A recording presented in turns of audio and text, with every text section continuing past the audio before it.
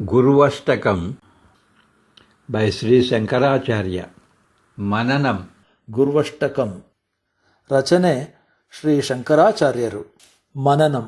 ವಿದೇಶೇಷು ಮಾನ್ಯಃ ಸ್ವದೇಶೇಷು ಧನ್ಯಃ ಸದಾಚಾರವೃತ್ತೇಷು ಮತ್ತೋ ನ ಚಾನ್ಯಃ ಮನಶ್ಚೇನ್ನ ಲಗ್ನಂ ಗುರೋರಂಘ್ರಿ ಪದ್ಮೇ ತತಃ ಕಿಂ ತತಃ ಕಿಂ ತತಃ ಕಿಂ ತತಃ ಕಿಂ.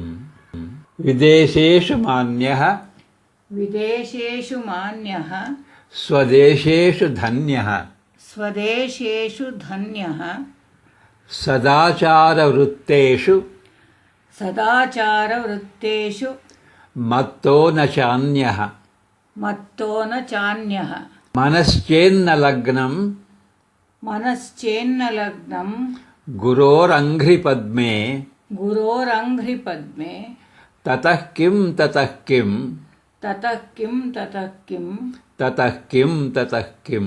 ತತಃ ಕಿಂ ತತಃ ಕಿಂ.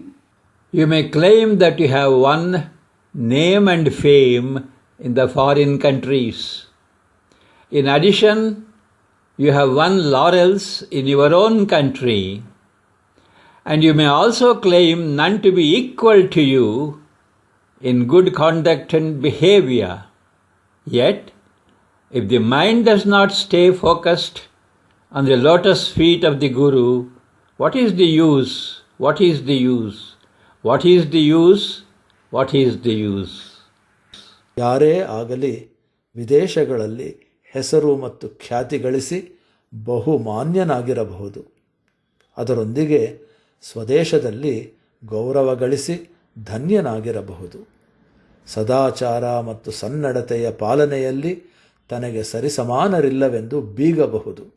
ಆದರೂ ಗುರುವಿನ ಪಾದಾರವಿಂದಗಳಲ್ಲಿ ಮನಸ್ಸನ್ನು ಕೇಂದ್ರೀಕರಿಸಲಿಲ್ಲವೆಂದರೆ ಏನು ಪ್ರಯೋಜನ, ಏನು ಪ್ರಯೋಜನ, ಏನು ಪ್ರಯೋಜನ, ಏನು ಪ್ರಯೋಜನ. ವಿದೇಶೇಷು ಮಾನ್ಯಃ ಸ್ವದೇಶೇಷು ಧನ್ಯಃ ಸದಾಚಾರವೃತ್ತೇಷು ಮತ್ತೋ ನ ಚಾನ್ಯಃ ಮನಶ್ಚೇನ್ನ ಲಗ್ನಂ ಗುರೋರಂಘ್ರಿ ಪದ್ಮೆ ತತಃ ಕಿಂ ತತಃ ಕಿಂ ತತಃ ಕಿಂ ತತಃ ಕಿಂ.